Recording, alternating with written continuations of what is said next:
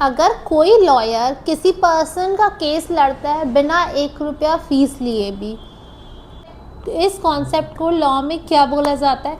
इस कॉन्सेप्ट को लॉ में बोला जाता है प्रो बोनो पब्लिको। ये कॉन्सेप्ट में एग्ज़ाम में मोस्टली पूछा जाता है। ये एक लीगल टर्म है जो एग्ज़ाम में मोस्टली पूछी जाती है, तो वीडियो को एंड तक ज़रूर देखो। Back to my channel. आज हम समझते हैं प्रो बोनो पब्लिको क्या होता है। पहले इसकी डेफिनेशन रीड कर लेते हैं। Pro bono publico means for the public good.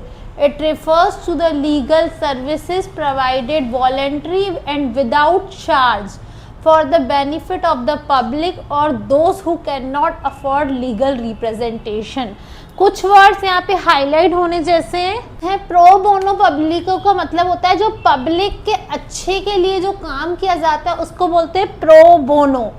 और जो अपनी इच्छा से जो लॉयर्स बिना किसी चार्ज के या बिना किसी बेनिफिट के, सेल्फ का कोई बेनिफिट नहीं है, बोनो का सिंपल सा मीनिंग होता है कि जब लॉयर या कोई पर्सन, जब लॉयर ऐसे किसी पर्सन को हेल्प करे जो फीस को अफोर्ड नहीं कर सकता है और वो अपना कोई चार्ज नहीं ले रहा है। जैसे सपोज कोई गरीब है और वो अफोर्ड नहीं कर सकता है एक लॉयर, तो उसको फ्री में बिना चार्ज में उसका केस लड़ा जाए, उसको बोला जाता है प्रो बोनो पब्लिको।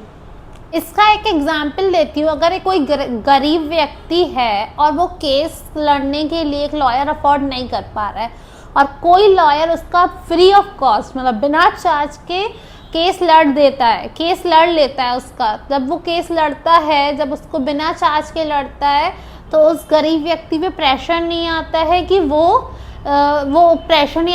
इनजस्टिस को सहे, उसको भी लॉ तक पहुंचने की इक्वल चांस मिलती है।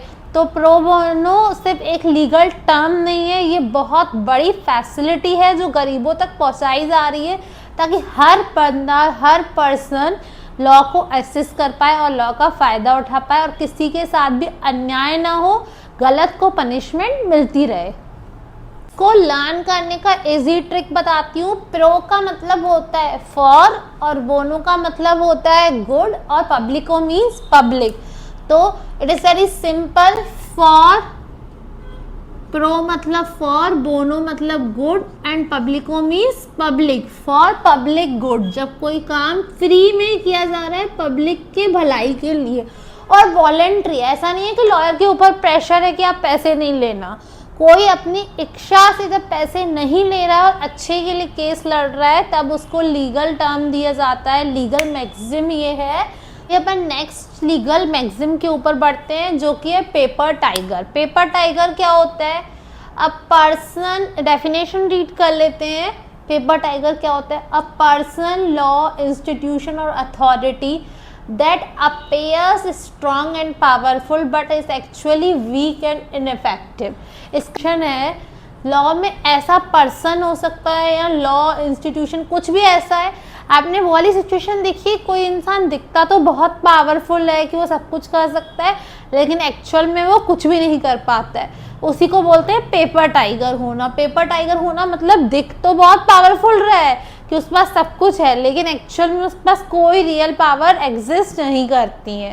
एक एग्जाम्पल देती हूँ कि पेपर टाइगर का एग्जाम्पल क्या है। सबसे पहले समझते हैं, एक कंट्री ने बहुत एक स्ट्रिक्ट लॉ बना दिया है। अब उस लॉ को ना कोई पर्सन फॉलो कर रहा है, ना उसके ऊपर पनिशमेंट है, ना उसको सीरियसली लिया जा रहा है। वो सिर्फ रिटन पेपर में लिखा गया है कि बस ये एक लॉ है, उसी को बोलते हैं। जब पेपर पे लिखा गया है और कुछ फॉलो नहीं हो रहा है तो सिंपल से वर्ड से याद रखना रहता है इस टर्म को कि पेपर टाइगर है। सिर्फ पेपर पे लिखी गई है चीज़, मतलब पेपर पे ही बस वो चीज़ शेर है, रियल लाइफ में वो चीज़ शेर है ही नहीं, उसका कोई इतना ज़्यादा पावरफुल इफेक्ट ही नहीं है नेशन पे, तब उसको बोला जाता है पेपर टाइगर।